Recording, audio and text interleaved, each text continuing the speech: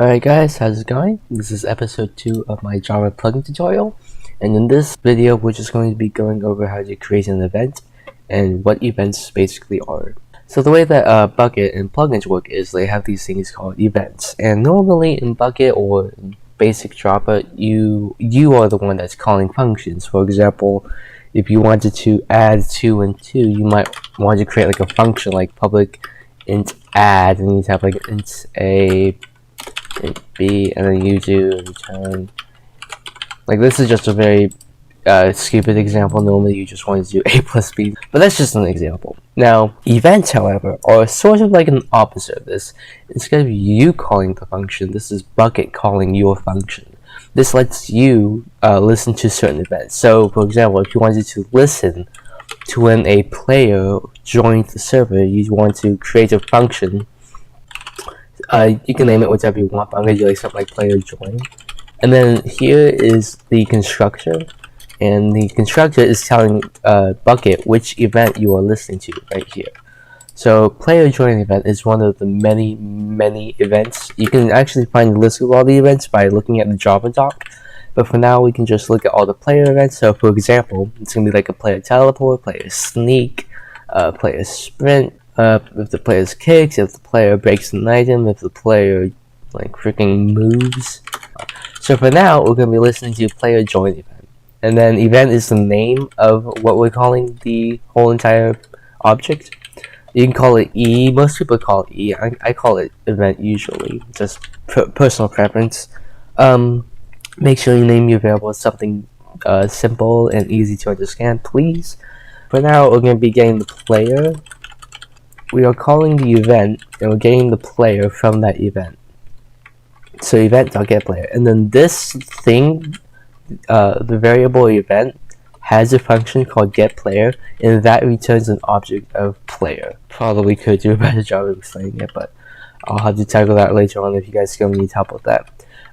So we're creating a new object here, player. We're creating a new player. We're naming that player. We could also do like player that joined. And please note that variable should be lower camel case. So player that joined would be okay, but uppercase player that joined would not be. Lower camel case is the first letter is lowercase, and all subsequent words have their first letter uppercase. So we have the player that joined, and for now we'll just tell them, we'll just send them a message of like, hi. And this, you might think that this would work, but Bucket has it set up quite interestingly. This is how they detect if your function is actually a listener, and that is by doing @eventHandler, which is called an annotation. I'll get into annotations more later on, but basically you have to add @eventHandler right above your function in order for it to work. And also, this is just one step. There's 2 steps that you need to do in order for Bucket to actually understand that this is an event. You need to also register it to Bucket when your plugin loads. So bucket.get plugin manager register. So this and this. Add that. Alright. And what I just did here is, so there are, listener is an interface, and basically that tells Bucket that, hey, this class wants to listen to events, and then the event handler part is telling Bucket, oh yeah, this is the function that is also listening to events. And you can have multiple events for every event handler or listener class. You can do public void quit. And note that each event has certain functions and certain methods. So for example, for the player quit event, you can set the quit message. Now obviously you can't do that for player join event because it doesn't have a quit message. It has a join message, but not quit message. There is a difference, and you guys do know that. So for now we're not going to be using this, so delete that.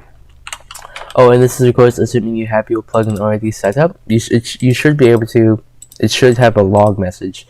And right now we're just going to export this, and hopefully tutorial plugin I will be right back when it has loaded up. Alright, so as you can see, tutorial plugin has successfully loaded up, and I'm just gonna wait for my Minecraft to load. Alright, so when we join the server, what we should expect to see a message, which would be hi. Look at that. So that was your very first event in Java. It's gonna be a very quick tutorial, but we can build up on this later on in the next videos. Hopefully you guys enjoyed. If you did, please be sure to leave a like and comment on what you want next. Thank you.